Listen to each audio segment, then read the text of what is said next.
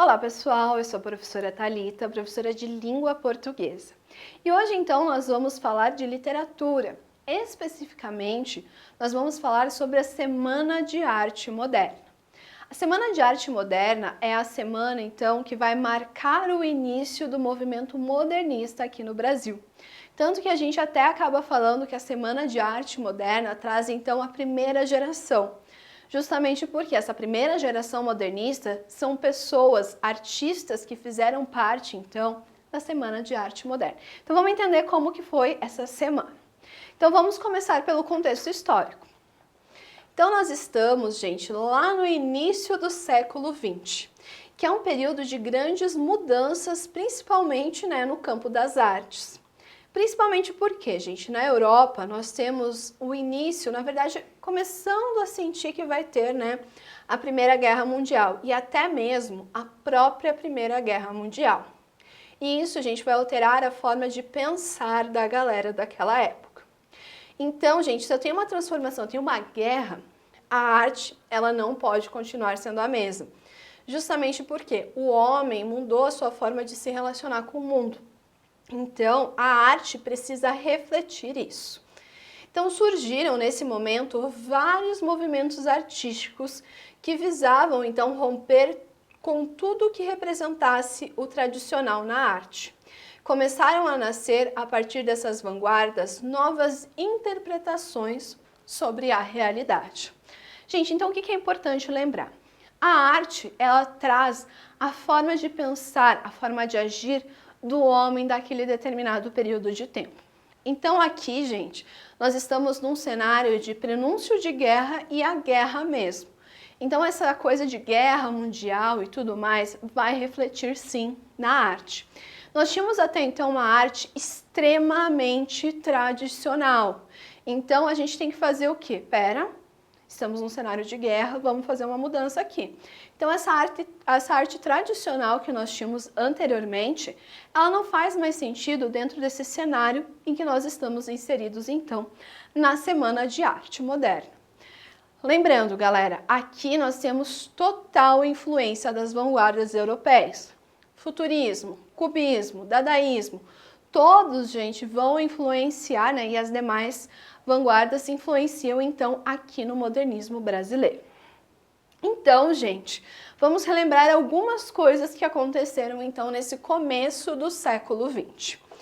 No ano de 22, nós temos, então, a fundação do Partido Comunista Brasileiro. Também ocorreu a revolta dos militares no Forte de Copacabana, na qual 17 militares e um civil foram mortos por 3.000 soldados das forças do governo. Esse acontecimento, essa revolta, ficou conhecida como 18 do Forte, 18 fazendo referência ao número de vítimas. Também houve a cisão entre as oligarquias brasileiras, que culminou com a disputa presidencial entre o Arthur Bernardes e o Nilo Peçanha. E o Washington Luiz, ele ascendeu à presidência da República em 1926. Então, gente, nós podemos observar aqui que nós temos uma grande transformação no cenário brasileiro. Começando, então, com a fundação de um partido que traz um ideal diferente do que nós tínhamos até então. Também, gente, nós temos, então, essa revolta do 18 do Forte, onde nós vemos aqui, 3.000 soldados acabam matando, então, 18 pessoas, sendo deles 17 militares e um civil. Também nós temos essa ruptura, então, entre as oligarquias brasileiras, onde nós acabamos tendo, então, essa disputa presidencial. Lembrando, gente, essas oligarquias são a questão da política do café com leite.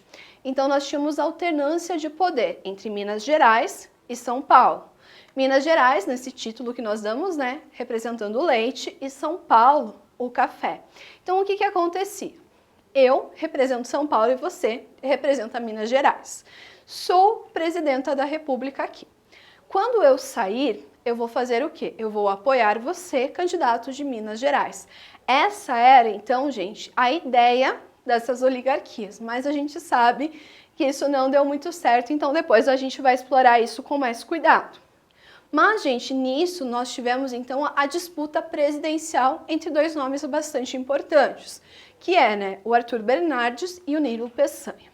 E depois nós tivemos então como presidente da República Washington Luiz.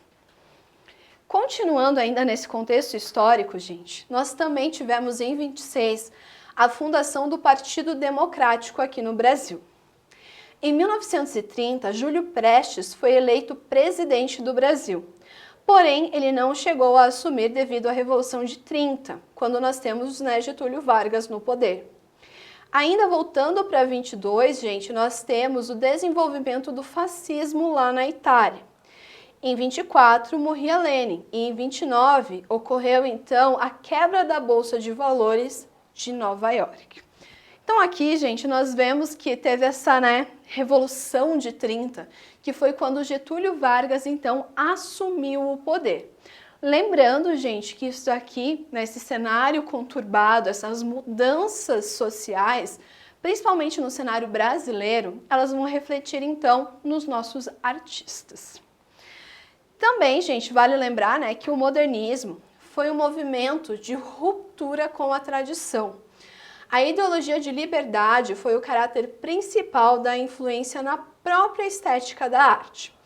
Ela teve início no dia 13 de fevereiro de 1922, realizada no Teatro Municipal de São Paulo.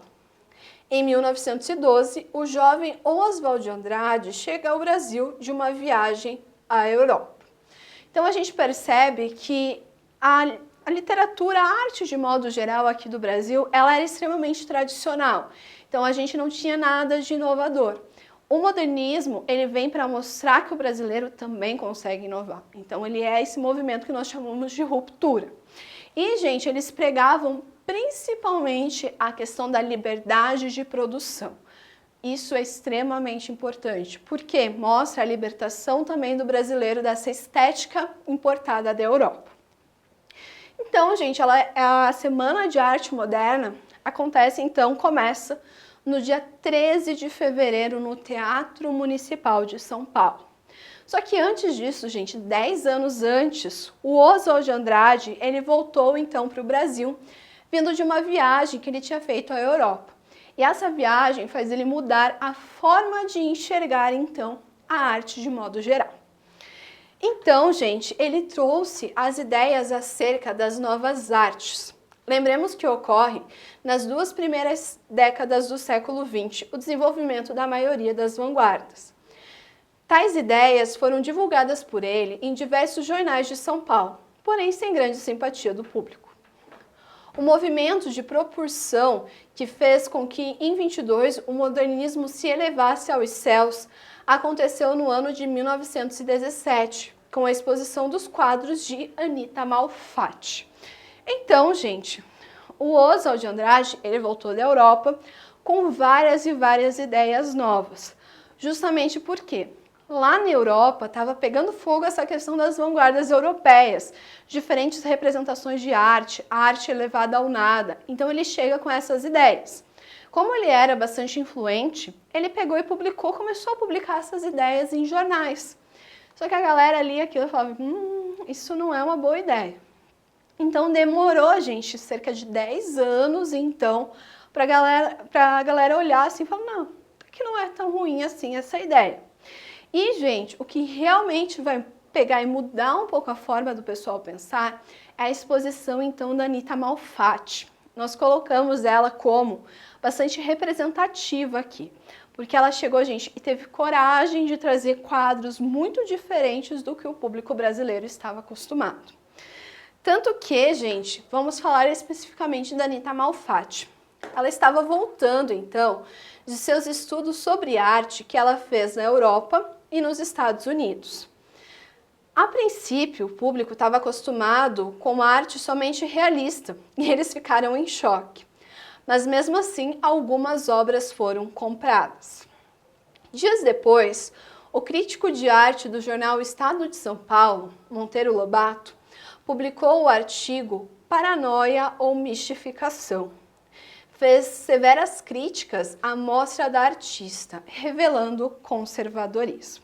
Gente, então a Anita Malfatti tinha ido para fora do Brasil estudar e ela estava, né, bastante ligada com isso que estava acontecendo, com tudo que estava rolando. Então ela faz o que basicamente?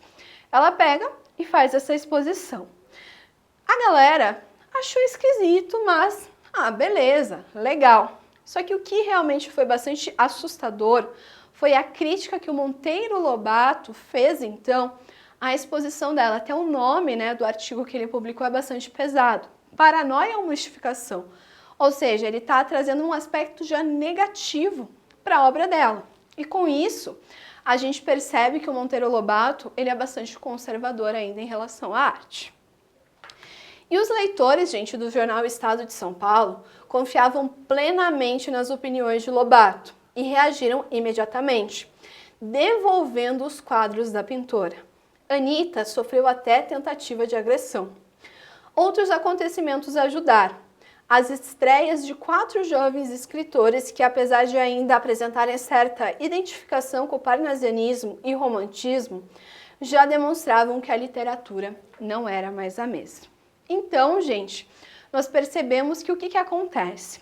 A Anita Malfatti, ela é duramente criticada, então, pelo Lobato, e a galera confiava demais na opinião dele e devolvem os quadros, ficam extremamente revoltados.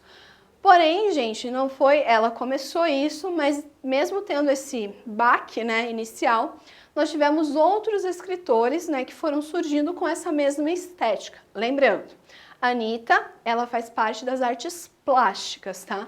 Mas que também desenvolveu essa ideia de modernismo. Então, gente, o que nós temos aqui? Nós temos, por exemplo, o Mário de Andrade publicando Há uma gota de sangue em cada poema.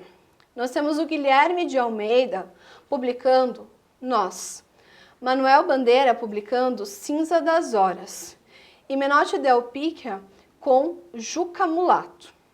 O ponto que foi culminante foi quando os jovens modernistas conheceram o suíço Victor Brecht, acho que se pronuncia assim, convidado a realizar o desenho do Monumento às Bandeiras em São Paulo no ano de 22, que foi recusado pelo patrocínio oficial por ser muito moderno para o gosto da época. Então a gente percebe que os escritores também estão mudando a forma de pensar. Então eles pegam, gente, eles já começam a escrever de outra forma. Para quem não conhece, gente, esse daqui é o monumento, então, né, que ele produziu, que é o Monumento às Bandeiras. E esse monumento aqui, gente, se tornou, então, um símbolo da arte modernista aqui no Brasil. Bom, gente, falamos, então, desse contexto inicial de tudo que estava envolvendo a Semana de Arte Moderna. Bom, gente, espero ter ajudado vocês. Até a próxima aula.